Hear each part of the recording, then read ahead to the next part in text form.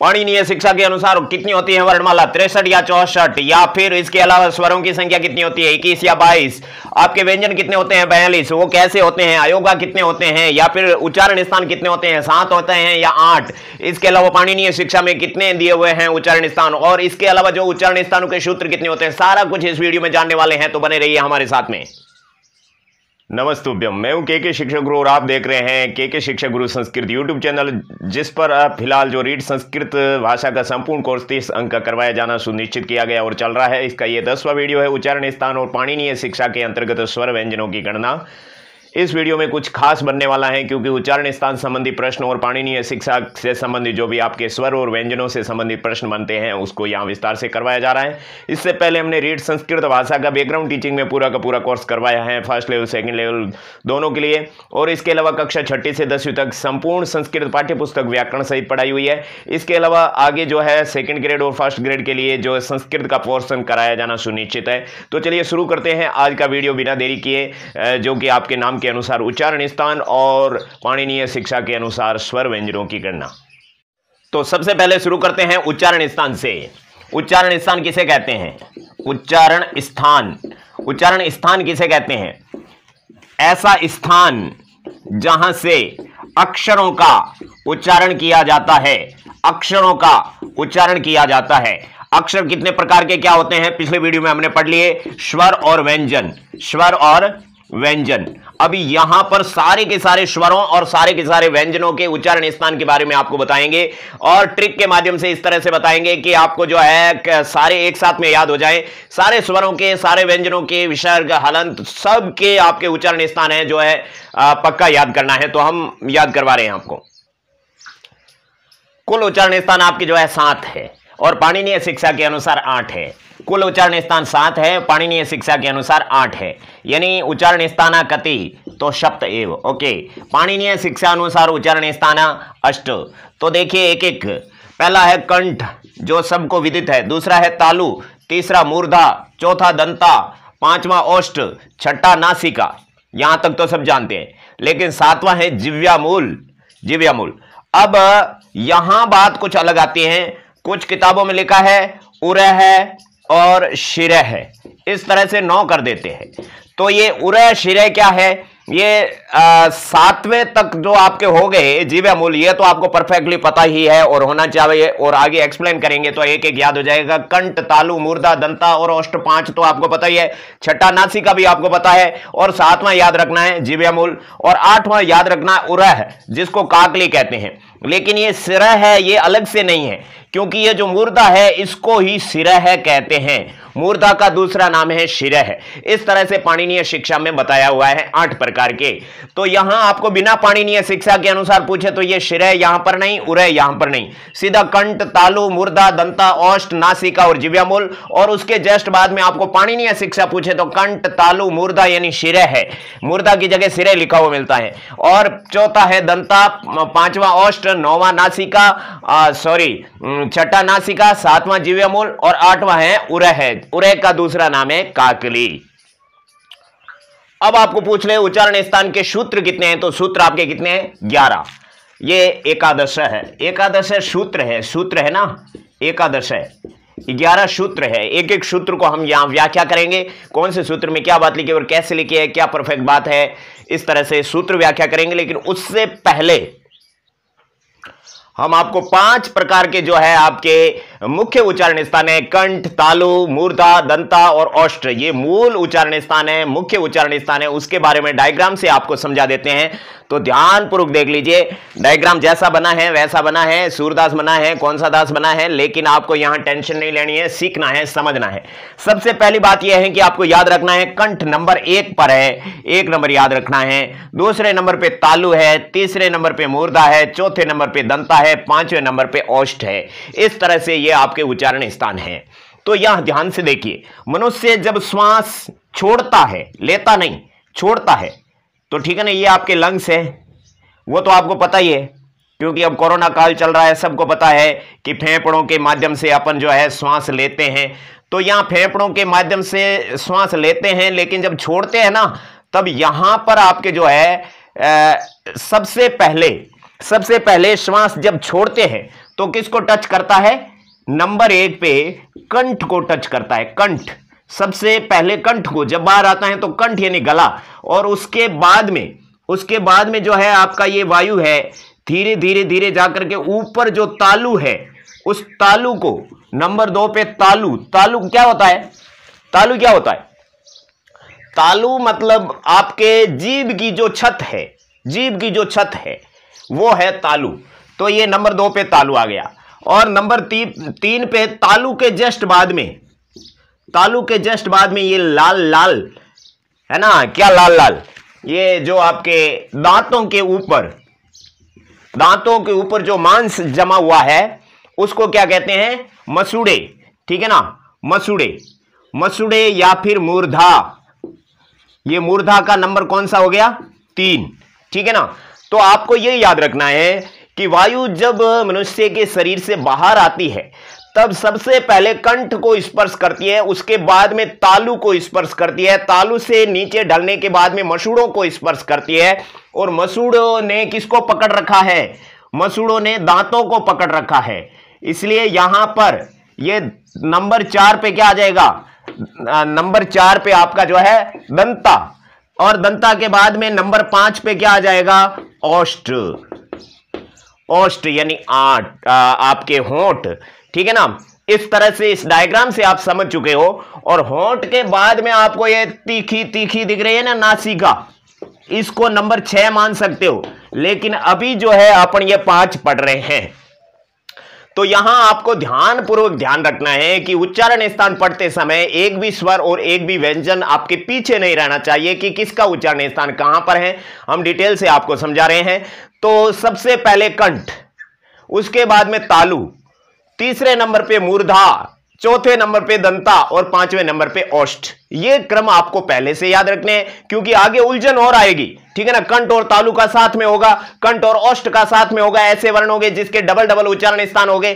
तो पहले ये सरल बात आपको याद है तो थोड़ा सा आप इंतजार करें क्योंकि आगे उपदमानीय, जीवा मूल्य वगैरह वहां पर कंफ्यूजन है वो दूर होगी।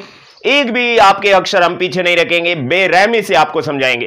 तो समझने के लिए तैयार हो जाइए। और अगर आप चैनल पे नए हो तो चैनल को सब्सक्राइब कर दीजिए और अपने मित्रों को शेयर जरूर करें, सबको बताएं, क्योंकि हम जिस तरीके से पढ़ा रहे हैं शायद हो सकता है कि वैसा कहीं नहीं पढ़ाया गया हो और आपको कहीं समझ में नहीं आया और हम पढ़ाते हैं वहां आपको समझ में आ जाए। इस तरीके से कुछ लोग कहते हैं, इसलिए हम कहते हैं, तो आपको समझ में आ जाएगा। ये उम्मीद रखें। नहीं आए तो कमेंट में आप बता देना कि ये चीज हमें समझ में नहीं आई है। चलिए अब शुरू करते हैं ये अपने मुख्य मुद्दे की बात।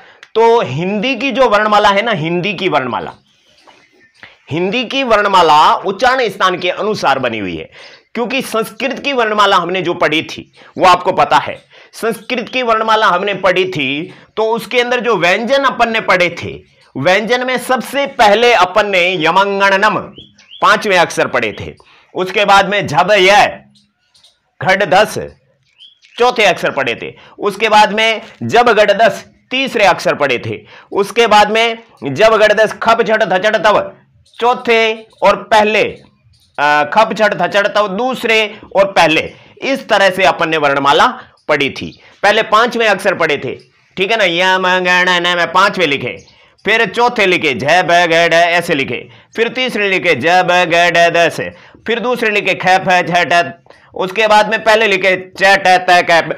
ऐसे संस्कृत है। संस्कृत में कोई क ख ग ग ड नहीं है। पहले तो लास्ट वाले 5 वाले ऐसे। माहेश्वर सूत्र में आपने याद किया होगा, हमने आपको बताया था कि पूजा के टाइम हमेशा माहेश्वर सूत्र पढ़ो, भगवान शिव भी खुश होंगे और आपके भी जो सूत्रों से संबंधित जितने भी हैं वो सारी क्लियर होंगे। तो माहेश्वर सूत्र में संस्कृत की वर्णमाला में पहले 5वें अक्षर पढ़े जाते हैं, फिर चौथे, फिर तीसरे, फिर दूसरे और फिर लास्ट में पहले अक्षर पढ़े जाते हैं। लेकिन हिंदी की वर्णमाला में पहले क वर्ग पढ़ा जाता है, फिर च वर्ग पढ़ा जाता है। उसका कारण यह है उच्चारण स्थान। तो देखिए, कंठ पहला उच्चारण स्थान है, उसके पहला वर्ग पढ़ा जाता है।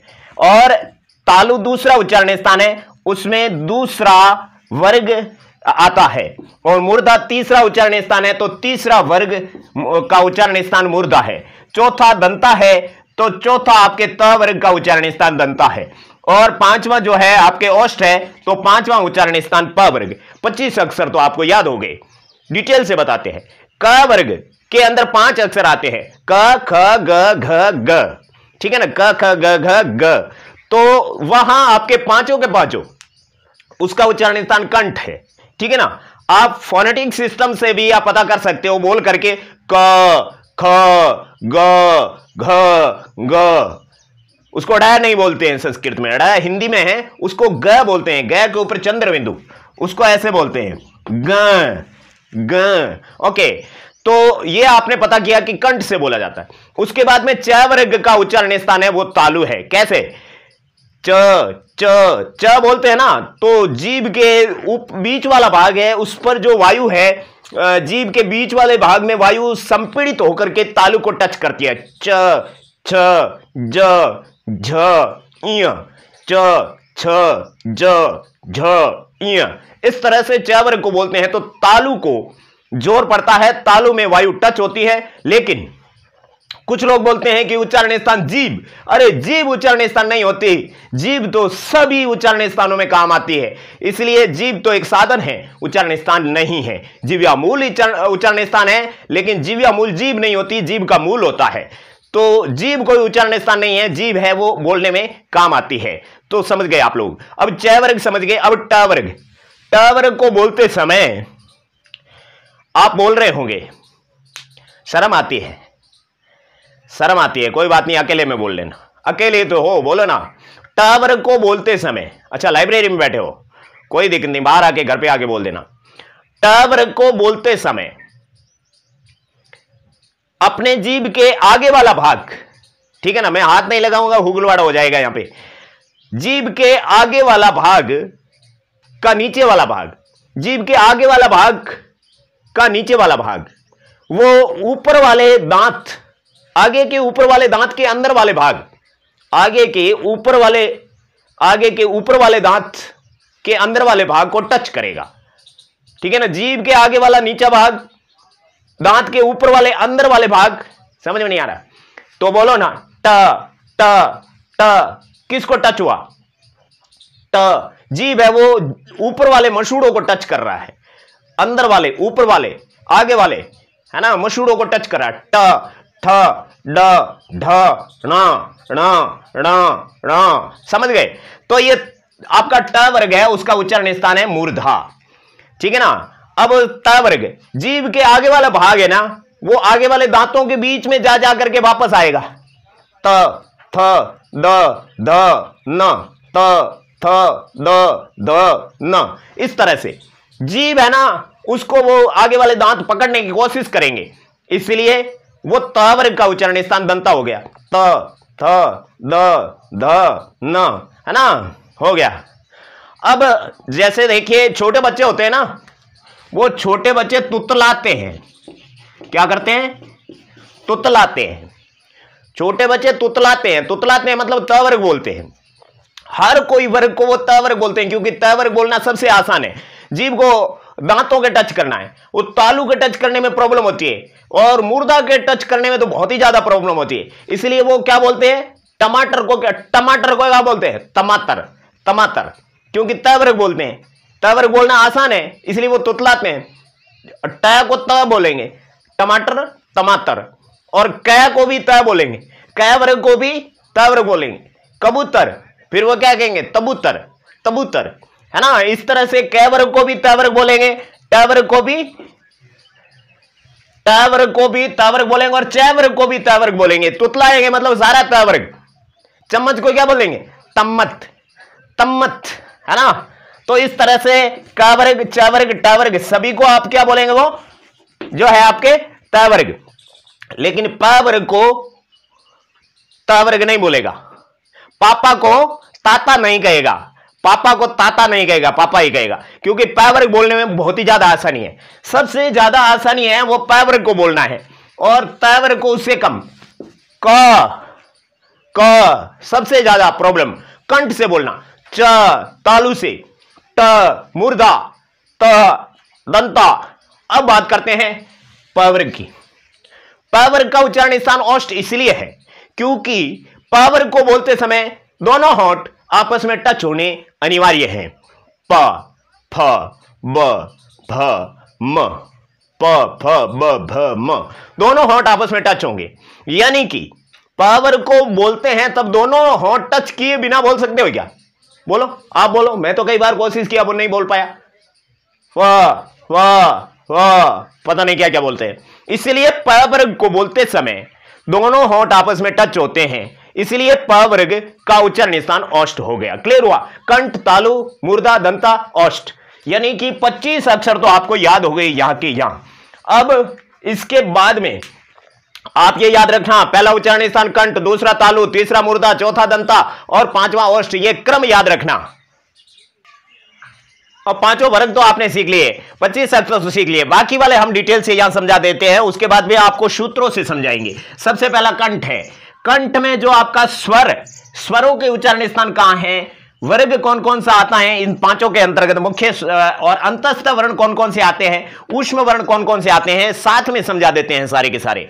तो देखिए, उच्च स्वर है वो आपके आता है अ, ठीक है ना। कंठ के अंतर्गत जो स्वर आता है वो आता है अ, और आ भी इसके साथ में, क्योंकि मूल स्वर यहां पर गिनती होंगे, बाकी वाले आ, बड़ी, बड़ा, दीर्घ स्वर है ना, जो ह्रस्व से दीर्घ बनते हैं, उनकी गणना यहां पर नहीं है, न ही पाणिनि के जो सूत्रों के अंतर्गत लिखी हुई है। इसलिए जो ह्रस्व का उच्चारण स्थान होता है वही ह्रस्व से बनने वाले दीर्घ का उच्चारण स्थान होता है। तो यहां पर अ आ गया।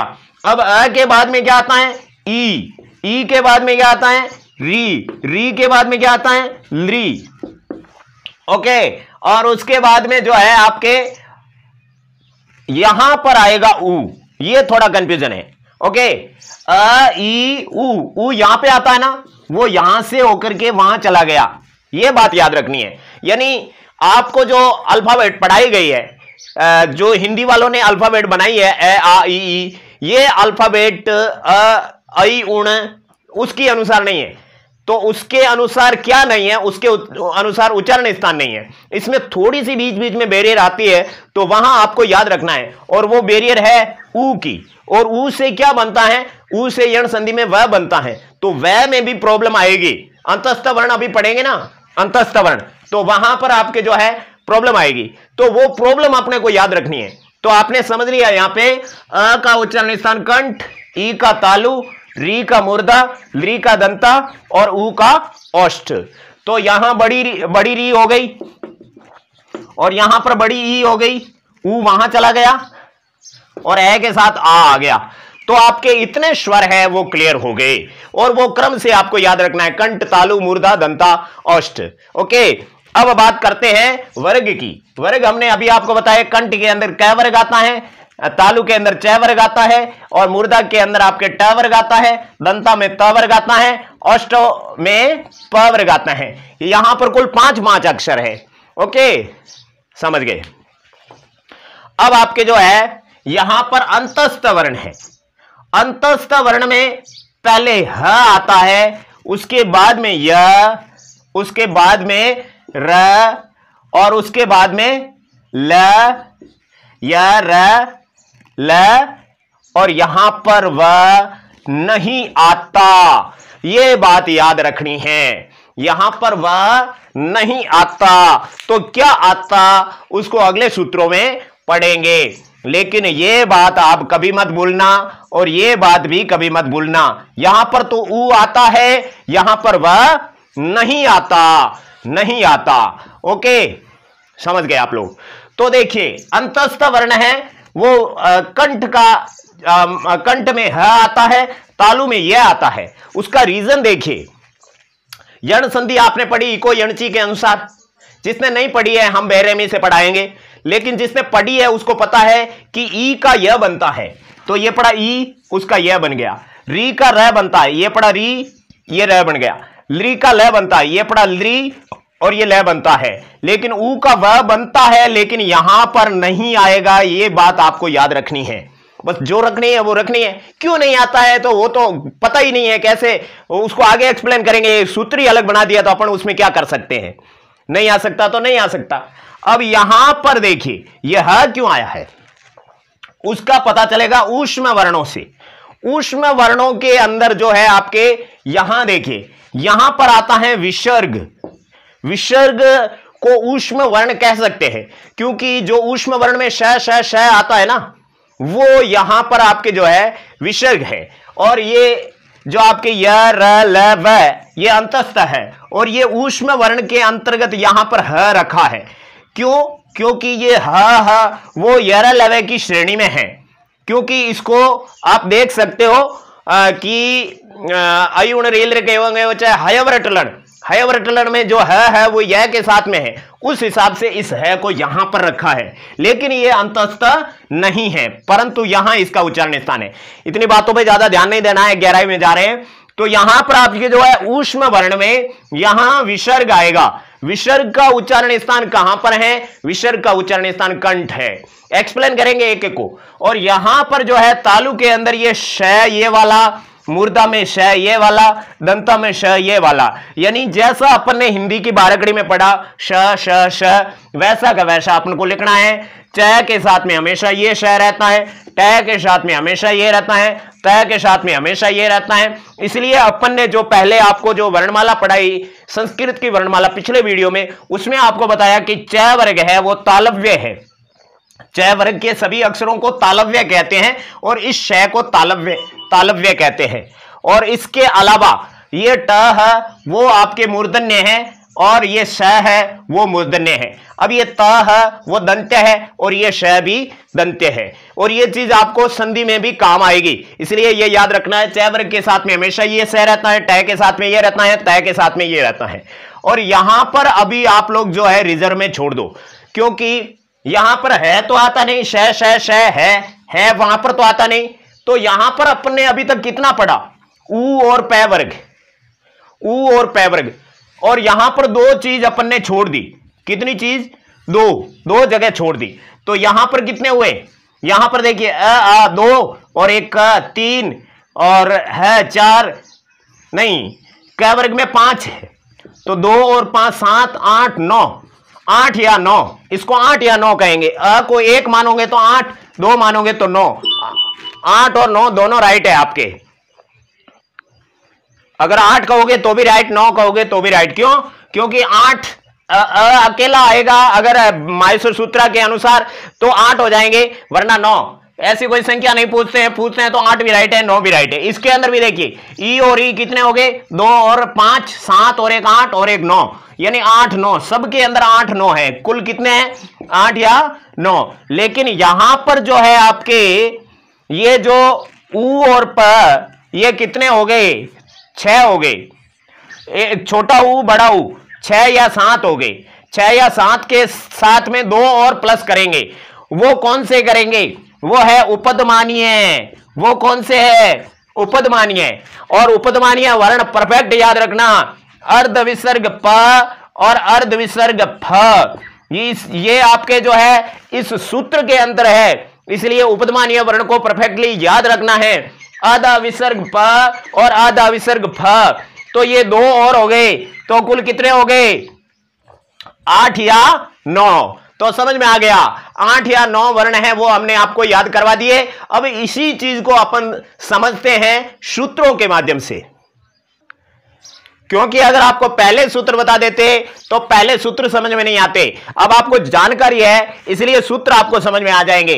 पहला सूत्र है अकुह विसर्ज निया नाम कंठ, यानी इन सभी का उच्चारण स्थान कंठ है। कौन कौन सा? एक तो अ, सबसे पहले अ, उसके बाद में कु मतलब क वर्ग, और उसके बाद में ह मतलब ह, और उसके बाद में विसर्ज मतलब विसर्ग।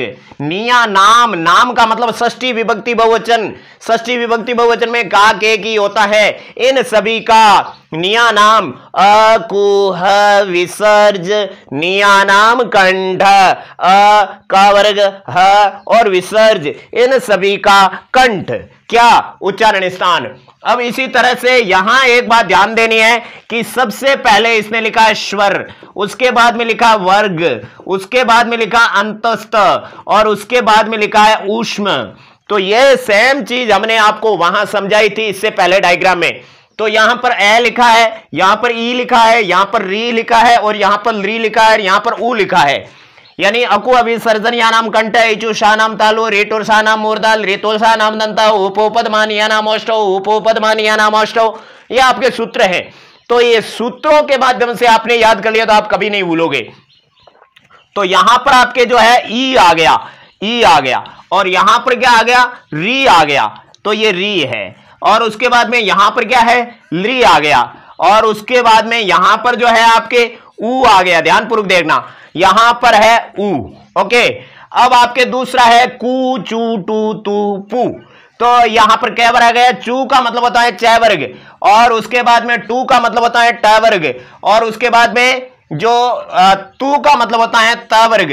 और यहां देखिए ऊ पू, पू बड़ा है, पू बड़ा है तो इसके टुकड़े करो, पू बड़ा है तो उसके टुकड़े कैसे करेंगे, देखिए ये पू बड़ा है तो उसके टुकड़े करेंगे, एक छोटा पू और एक ऊ, ये दोनों मिले तो दीर्घ संधि हुई, हुई कि नहीं हुई।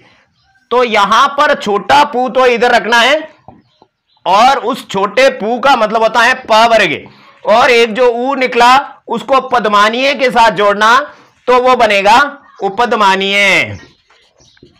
वो क्या बनेगा, उपदमानीय। और उपदमानीय नाम यानी इन सभी का उच्चारण स्थान है वो औष्ठऊ यानी ओठ है। तो एक तो ऊ और एक पै वर्ग, ये कितने हो गए, ये 5 और 1 6 या 7 मानो, और 2 होते हैं उपदमानीय, और उपदमानीय वर्ण अर्धविसर्ग प और अर्धविसर्ग फ ये होते हैं। तो अर्धविसर्ग प और अर्धविसर्ग फ ये होते हैं। ओके, समझ में आ गया। अब यहां पर च के बाद यहां पर देखिए ये तो है हो गया। अब ई चू य सा नाम, चू लिख दिया, टू लिख दिया, तू लिख दिया, पू लिख दिया। अब यहां पर क्या है, तीसरे नंबर पे य, यहां पर य आ गया, तीसरे नंबर पे र, तो यहां पर र आ गया, तीसरे नंबर पे ल, तो यहां पर ल आ गया, तीसरे नंबर पे यहां पर तो कोई है नहीं, अर्धविसर्ग प अर्धविसर्ग फ है, नो प्रॉब्लम। अब यहां पर चौथे नंबर पे विसर्ज, तो ये विसर्ज आ गया। और यहां पर देखिए ये भी शाह नाम, ये भी शाह नाम, ये भी शाह नाम, लेकिन ये संकर वाला, ये षटकोण वाला, ये सड़क वाला। संकर वाला तालव्य है, षटकोण वाला मूर्धन्य है, सड़क वाला दंत्य है। तो ये आपके अंत में आ जाएगा श श श। इस तरह से सूत्रों में जो लिखा हुआ होता है वो फाइनल होता है। तो आपने समझ लिया होगा कि सूत्रों में क्या बात लिखी है, अकुहविसर्जनीयानाम कंठ, एचोय सा नाम तालु, रेटोर सा नाम मूर्धा, लेतोल सा नाम दंता, उपपदमानीयानाम मोष्टौ। ओके, तो 5 आपको अभी क्लियर करवाए हैं। 5 सूत्रों से आपको बहुत कुछ पढ़ा दिया है। अब आगे एक्सेप्शन आएंगे। आगे कितने सूत्र है, आगे सूत्र है आपके 6 सूत्र अभी बाकी है। 5 सूत्र यहां पर हमने समझाए हैं, उच्चारण स्थान के 6 सूत्र बाकी है। इन 5 के अंदर यह चीज आप कभी मत भूलना, आगे कंफ्यूजन वाला आएगा।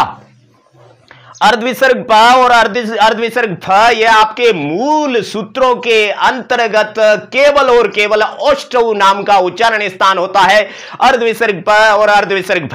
अरे भाई, एक तो पूरा विसर्ग आता है जो किसी भी स्वर के बाद में आता है, लेकिन किसी भी व्यंजन से पहले आता है उसको अर्धविसर्ग कहते हैं। उसको बोलते हैं प फ, मतलब तेवड़ कर करके जो अक्षर बोले जाते हैं ना, उसको अर्धविसर्ग कहते हैं। एक तो अपन कहते हैं प, एक कहते हैं प, वो उसके नीचे नुक्ता लगता है, उर्दू शब्द है वो प, है ना, फ फ। एक कहते हैं फ, एक कहते हैं फ, और एक कहते हैं फ, है ना। तो ये वाला जो लास्ट में हमने बोला ना, ये आपके जो है अर्धविसर्ग वाला होता है। तीनों यहां पर समझा देते हैं। ये फ, इसको कुछ भी नहीं किया, और एक ये फ, इसको नुक्ता लगाया, नुक्ता लगाया तो उर्दू शब्द बन गया, और एक अर्धविसर्ग फ। तो अब हम इसको बोलते हैं, ये है आपका फ, फरवरी, ठीक है ना। और ये है फ, फखरुद्दीन, फ फ, ठीक है ना, वह की तरह बोला जाता है फ फ, और ये है फ फ, है ना। मतलब एक पहले से थोड़ा बहुत बंद रह के उसके बाद में जस्ट बाद में शुरू होता है फ, यह अर्धविसर्ग होता है। समझ में आ गया। अब चलते हैं आगे। 5 सूत्रों के बाद में ये 6ठा सूत्र है। 6 से लगाकर 11 सूत्र है। 11 के 11 सूत्रों के माध्यम से आपको समझाया जा रहा है। 6ठा सूत्र है अब यहां पर आपको विशेष ध्यान रखना है, क्योंकि 5 सूत्रों तक आपने जो ध्यान रखा था वो आपने उसको भी डेफिनेट रखना है। 5 सूत्र है वो मुख्य सूत्र है, और उसके बाद में 6 से 11 तक जो सूत्र है उसके गौण सूत्र है, उसके अंतर्गत आने वाले दो दो उच्चारण स्थानों को बताता है। इसलिए यहां पर आप देखिए यमंगण नानाम नासिका, ठीक है ना, तो इस सूत्र की व्याख्या करते हैं। यमंगण नानाम नासिका, यमगण न, और नाम, नाम मतलब षष्ठी विभक्ति बहुवचन, यानी इन सभी का उच्चारण स्थान है वो क्या है, नासिका। तो यहां पर आपके नासिका उच्चारण स्थान अलग से बन गया। छठा उच्चारण स्थान कौन सा हो गया, नासिका। तो नासिका इसका ग म य म गण न इनका है, तो इनका एक उच्चारण स्थान और भी है जो अपने विभिन्न 5 उच्चारण स्थानों में पढ़ा था। तो इन सूत्रों की 11 सूत्रों की व्याख्या करने के जस्ट बाद में हम आपको बताएंगे कि कौन कौन से ऐसे अक्षर हैं जिनके डबल उच्चारण स्थान है, उनकी संख्या कितनी है, बहुत ही अच्छे तरीके से आपको समझा देंगे। तो यहां पर आपने समझा ये जो आपके उच्चारण स्थान है यमंगण नानाम नासिका, इस सूत्र से सभी वर्गों के अंतिम अक्षरों का उच्चारण स्थान नासिका, नासिका च यानी कि और ये होता है।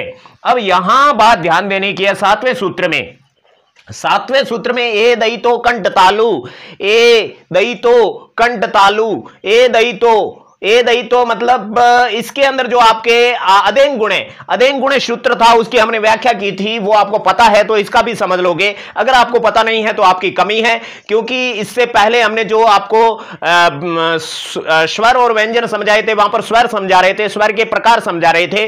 तो वहां पर दीर्घ संज्ञक, गुण संज्ञक और वृद्धि संज्ञक जो स्वर है उसमें से जो हमने गुण संज्ञक समझाए थे अदेंग गुणे, तो अदेंग गुणे के अंदर जो अदेंग का संधि विच्छेद किया था वो आपको पता होना चाहिए। उसी अनुसार यहां पर ए दयितों का संधि विच्छेद कर रहे हैं, ध्यान से देखिए।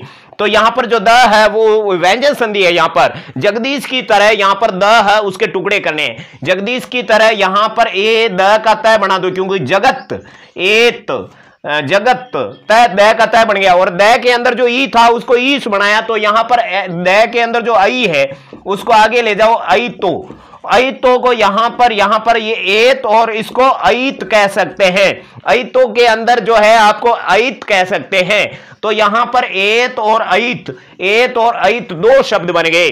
तो एत का मतलब होता है ए और अयित का मतलब होता है आई, ए आई। ओके, तो यहां से अपन ने क्या निकाला, ए और आई। ए और आई का उच्चारण स्थान है वो कंठ तालु है। क्या है, कंठ तालु है, कंठ भी है तालु भी है, डबल उच्चारण स्थान है। क्योंकि हमने जो पीछे 5 मुख्य जो आपके सूत्र थे उनमें हमने ये पढ़ा था कि अ का उच्चारण स्थान कंठ, ई का तालु, री का मूर्धा, ली का दंता और ऊ का ओष्ठ। तो वहां पर मूल स्वर तो अपन ने पढ़ दिए, लेकिन हश्व से दीर्घ होने वाले वो भी पढ़ लिए थे, हश्व से दीर्घ होने वाले भी वही उच्चारण स्थान है जो हमने पीछे पढ़े थे। और इसके अलावा जो यहां पर जो आपके ए दई तो कंठ तालु है, इसके अंदर जो आपके संयुक्त स्वर या मिश्र स्वर है उनकी बात कही जाती है। तो ए आई का उच्चारण स्थान कंठ तालु है। उसी तरह से यहां पर ओ दऊ तो है, तो ओ और औ का उच्चारण स्थान कंठोष्ठ है। उसको हम अलग से डिटेल से समझाते हैं कि कैसे हैं। देखिए यहां पर ध्यान से देखिए, यहां पर ए का उच्चारण स्थान कहां है, कंठ तालु है, कंठ तालु है। कैसे हैं उसको समझाते, क्योंकि ए नाम की कोई चिड़िया नहीं, ए नाम की कोई मूली नहीं, ए नाम की कोई चीज नहीं। क्यों, क्योंकि ए तो संयुक्त स्वर है। जब आपने गुण संधि पढ़ी, अब अपन ने जो बैकग्राउंड में पढ़ी थी, अभी नहीं पढ़ी है आपके ऑनलाइन में तो अपन पढ़ेंगे, लेकिन आपको पता होगा कि ए के जो टुकड़े करेंगे तो अ के साथ ए के साथ ई मिलाया, अ के साथ क्या मिलाया, ई, तो क्या बना ए। तो बताइए अ का उच्चारण स्थान कहां है, ए का उच्चारण स्थान कहां है, अरे क्या पढ़ रहे हो, पता होना चाहिए ना। ए का उच्चारण स्थान है कंठ, और बताइए ई का उच्चारण स्थान कहां है, ई का इचु ईसा नाम तालु, ई का उच्चारण स्थान है तालु। तो हो गया ना भाई, कंठ तालु, ए का उच्चारण स्थान कंठ तालु है। तो सिंपल है, अ और ई मिलकर के ए बना, अ का उच्चारण स्थान कंठ, ई का तालु, तो ए का उच्चारण स्थान हो गया कंठ तालु। अब बात करते हैं आई की, क्योंकि यहां पर आई का उच्चारण स्थान भी कंठ तालु है। आई का उच्चारण भी कंठ तालु कैसे हुआ, आई कैसे बना, आपको पता है, ए के साथ में ए जुड़ा तो आई बना, ए के साथ ए जुड़ा तो आई बना। तो यहां पर और टुकड़े करते हैं, ए के साथ ए है, ए के और टुकड़े करते हैं, ए कैसे बनता है, ए प्लस ई इससे बनता है। तो यहां पर इसका कंठ है, ए का उच्चारण स्थान कंठ, और ए का उच्चारण स्थान कंठ, इसका है तालु। तो यहां पर आपको पता है ए का कोई पर्सनल उच्चारण स्थान नहीं है, इसलिए ए प्लस ए है तो ए का उच्चारण स्थान कंठ है, ए का कंठ तालु है। तो यहां पर कंठ कंठ तालु, कंठ कंठ तालु का मतलब कंठ कॉमन आ गया, तो यहां पर कंठ तालु। इस तरह से गणितीय सूत्रों के माध्यम से अपन पता लगा रहे हैं कि ऐ का उच्चारण स्थान है वो भी कंठ तालु है, ए का उच्चारण स्थान है वो भी कंठ तालु, ऐ का उच्चारण स्थान है वो भी कंठ तालु। वो संधि के सूत्रों के माध्यम से पता चलेगा। ए का सिंपली समझ लिया, ऐ का है वो थोड़ा और ज्यादा डिटेल से जाकर के समझा, इस तरह से आपको पता चला कि इनका उच्चारण स्थान कंठ तालु है। अब इसके जस्ट बाद में जो है, इसके जस्ट बाद में आपका 8वां सूत्र है। 8वां सूत्र भी वैसे ही है, ओ दऊ तो कंठोष्ठ, ओ दऊ तो कंठोष्ठ, सेम टू सेम है, नो प्रॉब्लम। इसमें अगर आपको कंठ तालु वाला 7वां आता है तो इसका भी कर सकते हो। सबसे पहले ओ दऊ तो का संधि विच्छेद करना पड़ेगा, जिस तरह से एत प्लस ऐत किया उसी तरह से यहां पर ओ द का तय बना, ओत प्लस औतो, औतो का अपन क्या कह सकते हैं, औत कर सकते हैं। तो यहां पर ओत और औत ये दो शब्द बने हैं, ओत के अंदर तय और इसके अंदर भी तय कट गया, तो यहां पर ओ शेष रहा और यहां पर औ शेष रहा।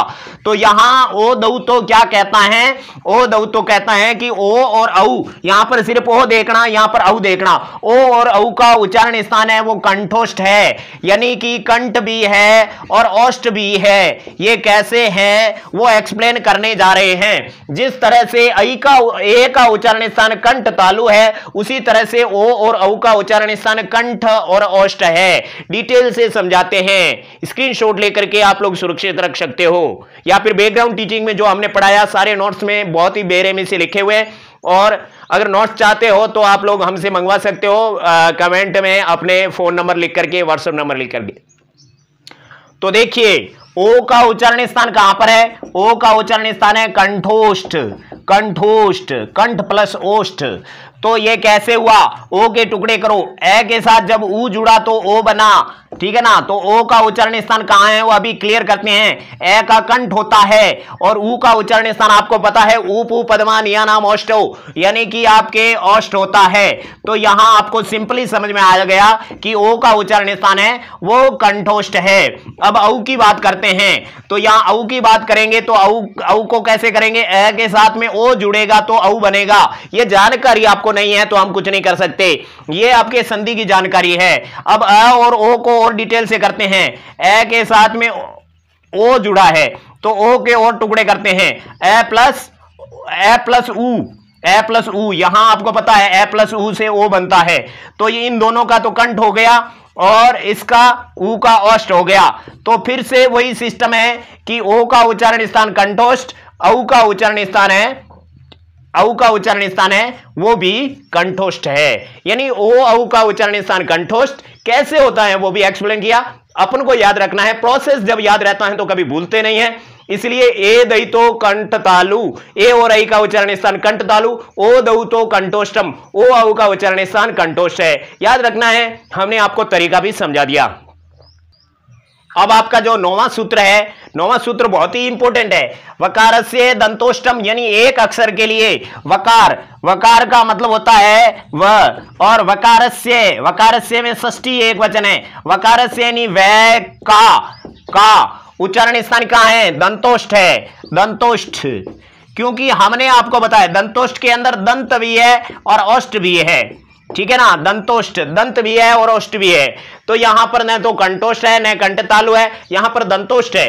तो वह को अलग से याद रखना है, क्योंकि हमने आपको अंतस्थ के अंतर्गत यह बताया, यह का तालु और उसके बाद में रे का आप बोलते पता चलता है र मुर्दा, और ले का लृतुल सानाम दंता, ले का दंता, यह रे और ले का तो एक एक होता है। लेकिन वह को हमने यहां पर शुरुआत में डायग्राम बना के इंटू क्रॉस किया कि आपके जो उसका उच्चारण स्थान है वो जो है आपके ओष्ठ नहीं है, क्योंकि ओष्ठ के अंतर्गत वहां पर जो आपके एक तो प वर्ग आया था, एक ऊ आया था।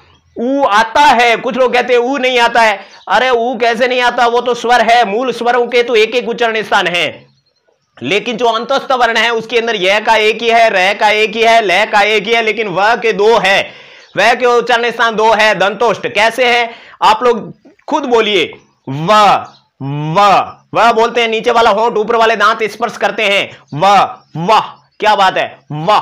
तो वह नीचे वाला होंठ ऊपर वाला दांत टच होता है, इसलिए वह का उच्चारण स्थान कहां है? वह का उच्चारण स्थान दांत भी है और ओष्ठ भी है। ऊपर वाले दांत और नीचे वाला होंठ ये मिलकर के बोलते हैं वह, इसलिए वह का उच्चारण स्थान हो गया दंतोष्ठ। कभी मत भूलना, 9वां सूत्र पर्सनली एक शब्द के एक अक्षर के लिए बना है, वकार से दंतोष्टम। अभी आपके 10वां सूत्र है जिव्यामूल्यस्य, जिव्यामूलम। यहां पर ध्यान से देखो, जिव्यामूल्यस्य यानी जो जिव्यामूल्य, जिव्यामूल्य वर्ण होते हैं, यह आ गया जिव्यामूल्य अनियर प्रत्यय। तो यहां पर षष्ठी विभक्ति एक वचन लगा है, जिव्यामूल्य का। अब जिव्यामूल्य कितने होते हैं? जिव्यामूल्य तो एक ही है, लेकिन आगे अक्षर कितने हो गए? 2। समझ में आया? जिव्यामूल्य यानी कंठ तो एक ही है, लेकिन कंठ में अक्षर कितने हैं? वो अक्षर आपके जो है वो आपके 8 या 9 हो गए। उसी तरह से जिव्यामूल्य से तो एक ही है, जब अयोगवा पढ़ेंगे तब आपको समझ में आएगा कि जिव्यामूल्य कितने होते हैं। जिव्यामूल्य एक ही होता है, लेकिन उसके अक्षर कितने होते हैं? वो 2 होते हैं। उस एक का पता इससे चलता है कि यहां पाणिनि जी महाराज ने षष्ठी एक वचन लिखा है, अगर 2 होते तो यहां पर जिव्यामूल्यो षष्ठी द्विवचन लिखते, यहां पर षष्ठी एक वचन लिखा, मतलब जिव्यामूल्य एक ही होता है, इसलिए यहां पर का लगेगा। और वो जिव्यामूल्य होते हैं अर्धविसर्ग क और अर्धविसर्ग ख। इन दोनों का उच्चारण स्थान है जिव्यामूलम। जिव्यामूल्य अलग है, जिव्यामूल अलग है। जिव्यामूल क्या है? जिव्यामूल जो आपके उच्चारण स्थान है, जिव्यामूल उच्चारण स्थान है। और जिव्यामूल्य क्या है? जिव्यामूल्य वर्ण है। कौन कौन से वर्ण हैं? अर्धविसर्ग क और अर्धविसर्ग ख। तो अर्धविसर्ग क और अर्धविसर्ग ख अर्धविसर्ग प और अर्धविसर्ग फ की तरह है, लेकिन वो तो मूल उच्चारण स्थान है। अर्धविसर्ग प और अर्धविसर्ग फ वो मूल उच्चारण स्थान ओष्ठ है, लेकिन अर्धविसर्ग क और अर्धविसर्ग ख मूल उच्चारण स्थान कंठ नहीं है। यह बात याद रखनी है, यही चीज परीक्षा में पूछी जा सकती है। इनका उच्चारण स्थान है वो आपके जिव्यामूल है, और इनका उच्चारण स्थान सिंगल है और एकमात्र है, और वो जिव्यामूल है। 10वां सूत्र है। 10वें सूत्र के माध्यम से यहां पर समझाया गया है कि अर्धविसर्ग क, अर्धविसर्ग ख ये अर्धविसर्ग प और अर्धविसर्ग फ की तरह है, लेकिन वो उपदमानीय है और ये आपके जिव्यामूल्य है। इसलिए ये जिव्यामूल्य में 2 अक्षर आते हैं, अर्धविसर्ग क और अर्धविसर्ग ख। इनका उच्चारण स्थान जिव्यामूल है। बात खत्म हुई। अब अंतिम रूप से बात करते हैं कि नासिका अनुस्वारस्य, अनुस्वारस्य षष्ठी एक वचन है, यानी अनुस्वार का उच्चारण स्थान क्या है? नासिका। तो यहां पर नासिका आ गया। फिर से 6ठे सूत्र के अंदर देखिए, यमंगण नानाम नासिका, यानी कि इन सभी 5वें अक्षरों का उच्चारण स्थान नासिका च, यानी नासिका भी होता है, लेकिन अनुस्वार के लिए अलग से 11वां सूत्र बना, नासिका अनुस्वार से, यानी अनुस्वार का उच्चारण स्थान है नासिका। ठीक है ना? जैसे संचय, तो इस संचय के अनुस्वार का उच्चारण स्थान कहां है? संचय के अनुस्वार का उच्चारण स्थान है वो नासिका है। तो बताइए अनुस्वार के कितने उच्चारण स्थान होते हैं? अनुस्वार के एक ही उच्चारण स्थान होता है और वो होता है नासिका। लेकिन यहां पर यह लिखा है, यह के कितने उच्चारण स्थान होते हैं? यह के 2 उच्चारण स्थान होते हैं, एक तो होता है नासिका और एक होता है आपका तालु। इस तरह से यमंगण नानाम नासिका के बाद में तो च लिखा है, च का मतलब और होता है, लेकिन नासिका अनुस्वार से इसके अंदर आपके षष्ठी एक वचन है, अनुस्वार का उच्चारण स्थान है वो केवल मात्र एक ही होता है और वो होता है नासिका। उम्मीद करते हैं आपको पूरा समझ में आ गया। अब आगे जो है डबल उच्चारण स्थान वाले, सिंगल उच्चारण स्थान वाले वो सारे आंकड़े आपको समझा देते हैं। अब यहां जो आंकड़े पढ़ाए जा रहे हैं वो ध्यानपूर्वक देखिए। एक ही उच्चारण स्थान वाले वर्ण कितने हैं? 38। अक्षर कितने हैं? 32। अयोगवा कितने हैं? 6। यानी कि अक्षर और अयोगवा मिलकर के वर्ण बनते हैं 32 और 6 कितने हो गए? 38। तो वर्ण कितने होते हैं? वो होते हैं 38। उसमें से अक्षर यानी स्वर और व्यंजन, स्वर और व्यंजन कितने हैं? स्वर और व्यंजनों को मिला देते हैं तो वो कितने होते हैं 32। और 32 में से आप निकाल दो, जो आपके 32 में से जो आपके 5 निकाल दो तो पीछे रहेंगे आपके 27। 27 क्या है, 27 व्यंजन हैं, 27 व्यंजन हैं। और स्वर कितने हैं, स्वर 5 है, 27 व्यंजन हैं जिनका उच्चारण स्थान एक ही होता है। ये आंकड़े याद रखना, आप लोग जो है स्क्रीनशॉट लेकर के याद रख सकते हो। अब जो 27 व्यंजन हैं उसको पहले बता देते हैं कि उनका एक ही उच्चारण स्थान है, डबल नहीं है। वो चीज पढ़ रहे हैं तो उसमें देखिए क ख ग घ ड़, ये आपके एक वर्ग है। इसके अंदर क का एक ही है, ख का एक ही है, ग का एक ही है, घ का एक ही है, क्या है कंठ। लेकिन ड़ का कंठ भी है और नासिका भी है, इसलिए ये गिनती में नहीं आएगा। तो एक वर्ग में कितने आए, 4। 4 अक्षर एक वर्ग में आए। कुल वर्ग कितने हैं, 5। 5 वर्ग है तो कुल मिला के कितने हो गए 20। तो स्पर्श व्यंजन हो गए 20। कितने हो गए स्पर्श व्यंजन। उसके बाद में य र ल, वह तो आपके है नहीं क्योंकि वह के डबल उच्चारण स्थान है, इसलिए यहां पर अंतस्थ वर्ण है वो आपके 3 हैं। 3 क्या है, अंतस्थ वर्ण है। और उसके बाद में श का भी एक है तालु, श का है वो मुर्दा, और श का दंता एक ही है, और है का कंठ एक ही है। इसलिए ये जो आपके ऊष्म वर्ण है वो कितने हैं, 4 ऊष्म वर्ण हैं। तो यहां पर कुल आपके कितने हो गए 7 और 2 27, यानी 27 व्यंजन ऐसे हैं जिनके उच्चारण स्थान जो सिंगल है एक ही है। अब आपके बात करते हैं अ, ई, उ, री और ली, उसके उच्चारण स्थान कितने हैं। इसको क्रम को ऐसे लिख सकते हो ए, ई, री, ली, और लास्ट में ऊ लिखोगे तो आपको फायदा रहेगा क्योंकि उच्चारण स्थान पढ़ रहे हैं। तो ये आपके मूल स्वर है 5, शुद्ध स्वर है 5। यानी कि हमने जो वर्णमाला पढ़ी थी इससे पहले के वीडियो में, उसमें आपको बताया था कि 5 मूल स्वर है, उनके एक ही उच्चारण स्थान है। तो इस तरह से आपके 5 + 27 कुल कितने हो गए 32 अक्षर, यानी स्वर व्यंजन 32 हो गए। अब बात करते हैं 6 अयोगवा कौन से हैं।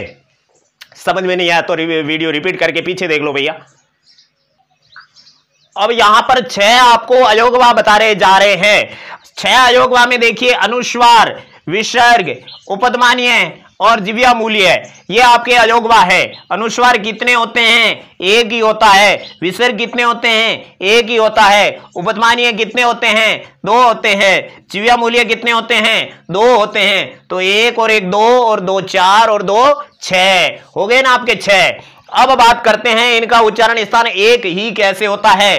अनुस्वार, ये आपका अनुस्वार, अनुस्वार का होता है नासिका, ये आपको पता है। और विसर्ग, विसर्ग का होता है कंठ, ये भी पता है। तो ये एक ही उच्चारण स्थान वाले आपके अयोगवा बने। अर्धविसर्ग प और अर्धविसर्ग फ, ये आपके हो गए उपध्मानीय। तो ये कितने हो गए, ये 2 हो गए। ये कितने हो गए, ये 2 हो गए। और इनका उच्चारण स्थान कितना कहां पर है, उनका उच्चारण स्थान है ओष्ठ। और उसके बाद में जिह्वा मूल्य, जिह्वा मूल्य में 2 होते हैं, अर्धविसर्ग क और अर्धविसर्ग ख, ये आपके अयोगवा है। और ये अयोगवा का उच्चारण स्थान कहां पर है, इनका उच्चारण स्थान है जिह्वा मूल, न कि आपके कंठ है। तो इस तरह से आपके जो है इनका उच्चारण स्थान हो गया जो कि आपके नासिका, अनुस्वार का नासिका, विसर्ग का कंठ, उपध्मानीय अर्धविसर्ग प अर्धविसर्ग भ का ओष्ठ, जिह्वा मूल्य अर्धविसर्ग क और अर्धविसर्ग ख का जिह्वा मूल। इस तरह से इनके भी सिंगल होते हैं, एक एक होते हैं। ये अयोगवा 6 है, इनका उच्चारण स्थान सिंगल होता है। अक्षर आपके 32 है जिनका सिंगल होता है। कुल मिला के 38 वर्णों का उच्चारण स्थान है जो सिंगल होता है। अब बात करते हैं डबल की। डबल यानी 2-2 उच्चारण स्थान, 2-2 उच्चारण स्थानों वाले जो है आपके उच्चारण स्थानों वाले अक्षर है वो कुल मिला के 10 है। 10 कौन कौन से है ध्यान पूर्वक देख लीजिए। पहले तो हम बता देते हैं नासिका, नासिका प्लस कंठ, नासिका प्लस कंठ वो किसका है, वो है ड़ का उच्चारण स्थान। तो ये कितना हो गया 1। उसके बाद में यह नासिका प्लस तालु, तो उसका हो गया कितना 1। उसके बाद में ण का उच्चारण स्थान है नासिका प्लस नासिका तो सबके ही है, और ण का उच्चारण स्थान है मूर्धा, तो ये भी आपके हो गया कितना 1। उसके बाद में त थ द ध न का उच्चारण स्थान है नासिका प्लस दंता, 2 है, तो उसका कितना हो गया 1। उसके बाद में म का उच्चारण स्थान नासिका प्लस ओष्ठ, तो ये कितने हो गए 1। तो 5 तो हमने क्लियर कर दिए। अब बात करते हैं छठे के, वो है वह का उच्चारण स्थान है दंतोष्ठ, दंत प्लस ओष्ठ, तो ये कितना हो गया 1। उसके बाद में बात करते हैं ए और आई का, ए दई तो कंठ तालु, कंठ प्लस तालु, कंठ प्लस तालु, तो ये कितने हो गए 2। और उसके बाद में बात करते हैं ओ औ की, ओ और औ है उसका कंठोष्ठ है, कंठ प्लस ओष्ठ, कैसे होता है प्रोसेस हमने पीछे बता दिया। ये हो गए 2, तो ये कितने हो गए 1 2 3 4 5, ये 5 इधर हो गए, 5 इधर हो गए, कुल मिला के 10 हो गए। यानी कि 10 ऐसे वर्ण होते हैं जिनका उच्चारण स्थान है जो है आपके 2 जगह है। स्क्रीनशॉट लेकर के आप सुरक्षित रख सकते हो। 2 उच्चारण स्थान वाले जो है हमने डिटेल से पीछे भी बताया, यहां पर भी बता देते हैं, इनका उच्चारण स्थान डबल होता है। कौन कौन से का होता है वो हमने बता दिए। ये 5 तो आपके अंतिम वर्ण है, और छठा वह है, 7वां 8वां ए आई, 9वां 10वां ओ औ, यानी कि जो संयुक्त वर्ण होते हैं ए आई ओ औ, उनका डबल होता है, वह का डबल होता है, और 5वें वर्णों का डबल होता है, बाकी सबका सिंगल होता है। तो इस तरह से हमने जो है आपको उच्चारण स्थान बेरहमी से जड़ से पूरे एक एक आंकड़े समझा दिए। अब थोड़ी पाणिनीय शिक्षा पर चर्चा कर लेते हैं। पाणिनीय शिक्षा के अंदर स्वर व्यंजनों की जो गणना है वो बाकी वालों से अलग है, इसीलिए इनको अलग से याद रखें। और जो आपके मूल रूप से जो है सामान्य रूप से जो वर्णमाला है वो अलग है। तो यह पाणिनीय शिक्षा के अनुसार स्वरों की संख्या 21 और 22 है, यानी 21 भी है 22 भी है, दोनों राइट है, 21 भी राइट है 22 भी राइट है। और व्यंजनों की संख्या 42 है, यानी कि व्यंजन 42 है, यानी कि व्यंजन 42 है। वैसे व्यंजन कितने हैं 33 है, हिंदी में भी 33 और संस्कृत में भी 33। और स्वर कितने हैं, वैसे आपके स्वर है वो संस्कृत में 13 और हिंदी में 11, और व्यंजन है वो 33 है हिंदी में और संस्कृत में भी 33 है। लेकिन ये पाणिनीय शिक्षा है उसके अंदर 21 22 है और ये 42 है। स्पष्ट करेंगे कौन कौन से हैं आगे बेरहमी से आपको समझाएंगे। और कुल वर्ण कितने हो गए 63 या 64, कैसे हुए 42 के साथ में 21 जोड़ेंगे तो 63, और 42 के साथ में 22 जोड़ेंगे तो 64। ये 63 64 कैसे बने 21 22 की वजह से, बाकी व्यंजन तो आपके 42 के 42 है। सबसे प्यारी बात यह है कि 21 और 22 स्वर कैसे हुए उसको यहां पर समझाते हैं, उसके बाद में व्यंजन को समझाते हैं। लेकिन उससे पहले जो व्यंजन के अंदर कुछ व्यंजन ऐसे आएंगे जैसे आपके उपध्मानीय हैं, जिह्वामूलीय है, यम वर्ण है, उसको पहले समझा देते हैं। सबसे पहले आपको अयोगवा समझा देते हैं। अयोगवा संस्कृत में 4 होते हैं। बहुत सारे लोग पढ़ा रहे हैं 6 होते हैं, अरे 6 कैसे होंगे, 4 ही होंगे। अयोगवा की बात कहेंगे तो 4 ही होंगे। पहला है आपका अनुस्वार। अनुस्वार कितने होते हैं, अनुस्वार 1 ही होता है, अब वो बात अलग है। दूसरा अयोगवा होता है विसर्ग, और विसर्ग कितने होते हैं, वो 1 ही होता है, नो प्रॉब्लम। उसके बाद में आता है जिह्वामूलीय। अब जिह्वामूलीय कितने होते हैं, वो 2 होते हैं। तो हम क्या करें, है तो 1 ही, जिह्वामूल 1 ही है ना, जिह्वामूल को 1 ही गिनना है। डिटेल से आपको अभी समझाएंगे। उसके बाद में चौथा है उपध्मानीय। उपध्मानीय कितने होते हैं, उपध्मानीय आपके 2 होते हैं, लेकिन ये 6 होते हैं तो वो गणना यहां नहीं आएगी। अयोगवा 4 ही होंगे। कैसे होंगे देखिए, मैंने लिखा रामः, फिर लिखा केशवः, फिर लिखा दिनेशः, तो यहां पर विसर्ग कितने हुए, यहां पर विसर्ग 3 हुए, तो यहां पर 3 गिनो ना, विसर्ग तो एक ही होता है, अलग अलग जगह लगता है तो नो प्रॉब्लम। यहां पर उसी तरह से अनुस्वार होता है, यहां पर हमने अनुस्वार लगा दिए सबके, तो ये अनुस्वार ज्यादा नहीं होते हैं, अनुस्वार तो एक ही होता है। उसी तरह से जिव्यामूलीय वर्ण होता है, वो केवल दो जगह काम आता है, लेकिन जो आपके अर्धविसर्ग क, अर्धविसर्ग ख, इसके अंदर जो जिव्यामूल है वो तो आपके एक ही है ना, जिव्यामूलीय सिंबल है, चिन्ह है, वो तो एक ही है ना। इस तरह से आपको कोई भी एक्सप्लेन नहीं करेगा। अच्छे से आपको समझ में आ गया। उपध्मानीय वर्ण है अर्धविसर्ग क, अर्धविसर्ग प, अर्धविसर्ग फ। तो यहां पर ये वर्ण दो ही बनते हैं, इसलिए यहां पर दो लिखा है, यहां पर एक एक इसलिए लिखा है क्योंकि विसर्ग के अनाप शनाप कोई भी बना सकते हैं अपन, इसलिए विसर्ग तो अनाप शनाप होते हैं, इसलिए कॉमनली एक ही लिखा है। लेकिन जिव्यामूलीय दो जगह ही काम आता है, बाकी जगह नहीं आता है अर्धविसर्ग। तो यहां पर यह अर्धविसर्ग है, अर्धविसर्ग है, अर्धविसर्ग प और अर्धविसर्ग फ, यहां पर दो जगह काम आता है, इसलिए यहां पर दो लिखा है। जिव्यामूलीय दो होते हैं, उपध्मानीय दो होते हैं, लेकिन जिव्यामूलीय सिंबल होता है, जब अयोगवा पढ़ते हैं तब जिव्यामूलीय पढ़ते हैं तो वो एक ही होता है, जो कि आपके यहां पे भी काम आता है, यहां पे भी काम आता है, दोनों जगह काम आता है। अयोगवा के अंतर्गत जिव्यामूलीय दो जगह काम आता है, लेकिन होता एक ही है। उपध्मानीय सिंबल जिव्यामूलीय जैसा ही होता है, जिव्यामूलीय जैसा ही होता है, दोनों ही अर्धविसर्ग है, लेकिन वो प और फे से पहले काम आता है, इसलिए यहां पर आपको एक ही समझना है। तो अयोगवा कितने होते हैं? चार, पहला अनुस्वार, दूसरा विसर्ग, ये तो सब जानते हैं, लेकिन तीसरा जिव्यामूल जो दो होते हैं लेकिन होता एक ही है, और तीसरा है उपध्मानीय जो दो होते हैं लेकिन होता एक ही है। ये चार हो गए अयोगवा। अब बात करते हैं यम वर्ण की। यम वर्ण से भी आपको कोई प्रॉब्लम है तो यहां पूरी सोल होने वाली है, ध्यान से देखना। यम वर्ण कितने होते हैं? यम वर्ण आपके जो है चार होते हैं, क ख ग घ, ये चार वर्ण यम वर्ण होते हैं। तो यहां पर ये अपन जो है पाणिनीय शिक्षा के अंतर्गत यम वर्ण पढ़ रहे हैं, तो आपको ये नहीं सोचना है कि इनका उच्चारण स्थान कंठ होता है, कि वो दूसरी श्रेणी में आता है, लेकिन ये एक विशेष पोजीशन में होता है। कब होता है? जब ये आधे मिलते हैं और उसके बाद में जो है पांचवा आ जाए, किसी भी वर्ग का पांचवा आ जाए तो इसको डबल आदेश होता है, द्वित्व आदेश होता है। जब द्वित्व आदेश होता है तो उसके अंदर जो है आपका दूसरा वाला क्या होता है? वो आपके यम वर्ण होता है।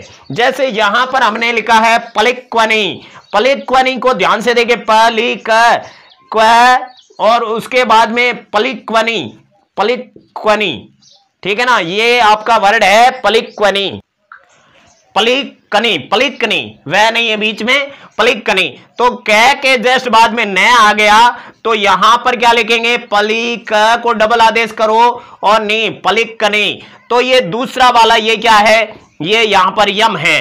अब ये भी राइट है, ये भी राइट है, लेकिन जब यम वर्ण बनाना है तो बाद वाला होता है चिनक खनतु। चिनक खनतु के अंदर जो आपके ख के बाद में न आ रहा है तो यहां पर इसको ख को डबल आदेश होगा और ख आधा होना चाहिए, और आधा न हो गया तो उसके बाद में जो है आपके चिनक खनतु बना, तो दूसरा वाला आधा ख है वो आपका यम वर्ण है। समझ में आ रहा है?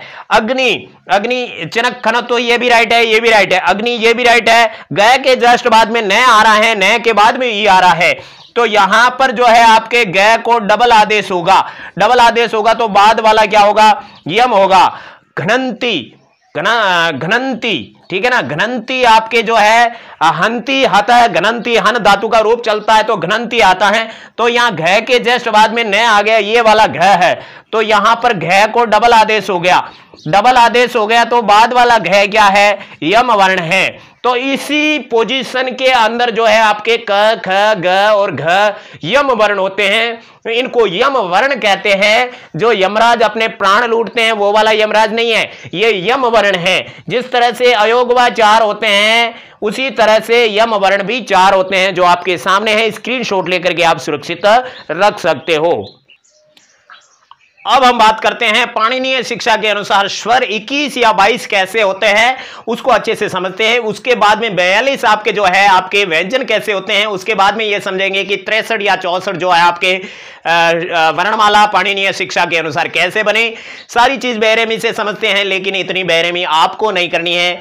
अगर आप लोग अभी तक वीडियो देख रहे हो तो वीडियो को शेयर करें, सबको बताएं। सब्सक्राइब आपने नहीं किया तो सब्सक्राइब आपको करना है, क्योंकि हम फॉर्मेलिटी नहीं कर रहे हैं, हम रियलिटी से रिलेटेड आपको मेहनत कश वीडियो पढ़ा रहे हैं, समझा रहे हैं। तो आप लोगों को शेयर जरूर करना, अपने मित्रों को बताना है। व्हाट्सएप ग्रुप के अंदर जो है नीचे शेयर बटन दबा करके आप व्हाट्सएप क्लिक करोगे तो वहां पर आपके लिंक खुलेगी, उसके नीचे आप कुछ लिख करके भी भेज सकते हो। इस तरह से आप शेयर कर सकते हो, और आप लिंक को कॉपी करके आप फेसबुक पर भी जो है आप लोग फेसबुक के ग्रुप बने हैं वहां पर भी शेयर कर सकते हैं, और जो है फेसबुक के अंदर आपके अकाउंट पर भी शेयर कर सकते हैं। तो जरूर शेयर करें।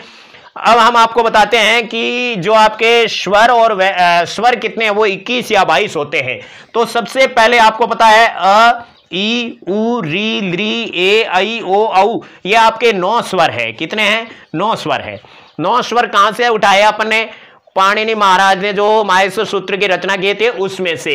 अब यहां पर सबसे पहले हश्व आएगा, उसके बाद में आएगा दीर्घ, उसके बाद में आएगा प्लुत। तो ए का हश्व होता है क्या? होता है। दीर्घ होता है क्या? होता है। प्लुत होता है क्या? होता है। कैसे होता है? पिछले वाले वीडियो में हमने आपको बताया था। प्लुत 9 होते हैं। हश्व कितने होते हैं? हश्व 5 होते हैं। दीर्घ कितने होते हैं? दीर्घ होते हैं वो 8 होते हैं। और प्लुत कितने होते हैं? 9 होते हैं। तो आपके हश्व कितने होते हैं? तो यहां पर देख लीजिए, ई हश्व है, उ हश्व है, री हश्व है, ली हश्व है, और यहां पर जो है आपके ये ए हश्व नहीं है, आई हश्व नहीं है, और औ हश्व नहीं है, ओ भी हश्व नहीं है। तो जो नहीं है वो नहीं है, अपन थोड़ी कर सकते हैं। तो अब दीर्घ की बात करें तो आपके दीर्घ के अंदर जो है ए का आ बनता है, ए का आ दीर्घ बन सकता है, लेकिन जो आपके यहां पर ई का भी दीर्घ बन सकता है, ऊ का भी दीर्घ बन सकता है, री का भी दीर्घ बन सकता है, लेकिन ली का दीर्घ नहीं बनता। ली का क्या? दीर्घ नहीं बन सकता। इसलिए यहां पर जो है आपके ली वर्ण है उसको यहां पर नहीं लाएंगे। लेकिन ए, आई, ओ, औ ये आपके ऑलरेडी दीर्घ ही होते हैं, इनका हश्व नहीं होता, बाकी ये तो दीर्घ होते ही हैं। अब यहां कितने हो गए? गिनती करो, यहां गिनती करो, पहले यहां गिनती करो। 1 2 3 4 5, ये 5 हो गए। और ये कितने हुए? 1 2 3 4 5 6 7 8, ये 8 हो गए। तो कुल कितने हुए रे? यहां पर देखिए 5 और 8 कितने हो गए? 5 और 8 13 हो गए। बाकी कितने रहे हैं? प्लुत में से निकालेंगे। तो यहां पर प्लुत कितने हो गए? 9 हो गए। तो यहां ध्यान से देखिए 13 और 9 कितने होते हैं? प्लुत तो 9 के 9 होते हैं, अपन ने पढ़े थे। प्लुत स्वर कितने होते हैं? 9 होते हैं। लेकिन एक पाणिनि ने थोड़ी सी मिस्टेक की है, वो यहां पर क्लियर करेंगे। 13 और 9 कितने होते हैं? 9 और 10 11 12। तो यहां पर 2 और यहां पर 2, 22 हो रहे हैं। अब 22 हो रहे हैं तो यहां पर 21 और 22 का आंकड़ा है, ये क्लियर यहां पर होगा। तो ध्यानपूर्वक देख लीजिए, ये आपका अ प्लुत होता है, आप ई प्लुत होता है, उ प्लुत होता है, री प्लुत होता है। अब ली को छोड़ दीजिए, ली प्लुत होता है, छोड़ते क्यों है? और ए भी प्लुत होता है, आई भी प्लुत होता है, ओ भी प्लुत होता है, औ भी प्लुत होता है। और लेकिन ली को उन्होंने कहा ये प्लुत होता भी है और नहीं भी होता है, होता भी है और नहीं भी होता है, होता भी है और नहीं भी होता है। इसलिए यहां पर प्रॉब्लम हो गई। क्या हुई कि कुल गिनती करेंगे तो जब होता है तब तो होते हैं 9, और जब नहीं होता है तब होते हैं 8। 9 और 8, यानी प्लुत को जब अपन पढ़ते हैं तो प्लुत के अंदर जो पिछले वीडियो में हमने बताया प्लुत वर्ण कितने होते हैं, तो वह हमने 9 बताया। लेकिन आपको परीक्षा में 8 ऑप्शन में आए तो भी आपके राइट होगा। उसका कारण पाणिनीय शिक्षा है। पाणिनीय शिक्षा में ली वर्ण को प्लुत माना भी गया है और नहीं भी माना गया है, इस वजह से ये 8 या 9 हो गए। तो यहां पर आपके जो है दोबारा से काउंट करते हैं, 5 और 8, 5 हश्व 8 दीर्घ, ये तो अपने हो गए कितने? 13 वर्ण तो अपने फिक्स है। लेकिन इस 13 के साथ में जब 9 जोड़ेंगे तो 22 हो जाएगा और 13 के साथ में 8 जोड़ेंगे तो 21 हो जाएगा। इसीलिए आंकड़ा मिलता है 21 22। समझे बेड़ो? समझे कि नहीं समझे? इस तरह से आपको 21 22 का आंकड़ा मिलता है और यही कारण है कि जो 9 आपके स्वर है उसके ह्रस्व दीर्घ और प्लुत की गणना के आधार पर जो है 21 22 का आंकड़ा पाणिनीय शिक्षा में मिलता है। और अगर आपको समझ में आया तो इसी तरह से व्यंजन भी समझाएंगे और बस क्या कहें, आपको शेयर वगैरह आपको करना है और पूरे राजस्थान में इस तरह से ये जो हम पढ़ा रहे हैं उसको आपको प्रचलित करना है। तो अब शुरू करते हैं आपके व्यंजन। अब आपके अंतिम रूप से बात करते हैं। व्यंजन आपके 42 किस प्रकार होते हैं, इनको हम कुल 9 प्रकार से समझेंगे। पहला स्पर्श व्यंजन, दूसरा अंतस्थ व्यंजन, ऊष्म व्यंजन, अनुस्वार व्यंजन, विसर्ग व्यंजन, यम व्यंजन, जिव्यामूल्य व्यंजन, उपदमानीय व्यंजन और द्विस्पर्श व्यंजन। कुल मिला के 42 होंगे। क्योंकि स्पर्श व्यंजन कादियों मावसाने 25 वर्ण होते हैं, कैसे लगाकर मैं तक 5 वर्ग होते हैं वो आपको पता है, पिछले वीडियो में पढ़ा था। अंतस्थ वर्ण होते हैं वो 4 होते हैं, ऊष्म भी 4 होते हैं, अनुस्वार 1 होता है, विसर्ग 1 होता है। ये सारी बातें आप जानते हैं, परंतु एक बात ध्यान रहे, यम वर्ण है वो 4 काउंट होंगे, क्योंकि अनुस्वार तो 1 ही होता है, विसर्ग 1 ही होता है, पीछे हम समझा चुके हैं। और जिव्यामूल्य है वो भी 1 और उपदमानीय 1 काउंट होगा भैया। 2 वर्ण होते हैं, लेकिन पीछे हमने जो बात बताई उस हिसाब से यहां पर भी आपको समझना है कि जिव्यामूल्य 1, उपदमानीय 1 और उसके अलावा दुस्पष्ट व्यंजन होता है वो भी 1 होता है। ये दुस्पष्ट अभी स्पष्ट नहीं हुआ है, तो ये जो ठ है उसके नीचे ठ या फिर ये जो ल लिखा हुआ आता है ना, ल, ऐसा ल आता है या फिर ऐसा आता है, ऐसा आता है जिसके ऊपर मतलब बादड़ी जैसे वगैरह होता है ना, जो राजस्थानी भाषा के अंतर्गत, तो वो संस्कृत में दुस्पष्ट आता है, लेकिन ये 2 है लेकिन होता 1 ही है। तो इस तरह से आपके जो है उपदमानीय वर्ण 1, जिव्यामूल्य 1, दुस्पष्ट 1, यम 4 होते हैं, ये याद रखना है, अनुस्वार 1, विसर्ग 1। तो ये आपके यहां वाली काउंट आपको याद रखनी है। ये तो आपको 25 स्पर्श, 25 अंतस्थ, 25 स्पर्श और 4 अंतस्थ, 4 ऊष्म, ये तो आपको पता ही है। जो आपके कुल 33 होते हैं, ये मुख्य गणना है आपकी स्वरों और व्यंजनों की, जो आपके संस्कृत और हिंदी के अंदर गणना है। हमने आपको बताया कि 33 के 33 हिंदी में होते हैं और 11 स्वर होते हैं हिंदी में, संस्कृत में 13 स्वर होते हैं, 9 भी मिलते हैं। इस तरह से ये गणना तो आपको आती है। तो अब ये जो आपके 33 वर्ण हो गए, 25 4 4, उसके साथ में ये 34, ये 35 और ये हैं आपके 4, 36 37 38 39, ये 40, ये 41 और ये हो गए 42। इस तरह से आपके 42 व्यंजनों को हमने खोल के बताया, एक एक व्यंजन को समझाया कि किस तरह से होता है। आप भी अच्छे तरीके से इनका पूरा ध्यान में रखना। उम्मीद करते हैं वीडियो आपको पसंद आया होगा। इसी तरह से बने रहिए हमारे चैनल पर, हम पूरी संस्कृत व्याकरण बेरहमी से पढ़ाने वाले हैं। नमस्तुभ्यम, नमस्कार। भगवान आपका भला करे। हे भगवान, भला सबका करो, लेकिन शुरू हमसे करो।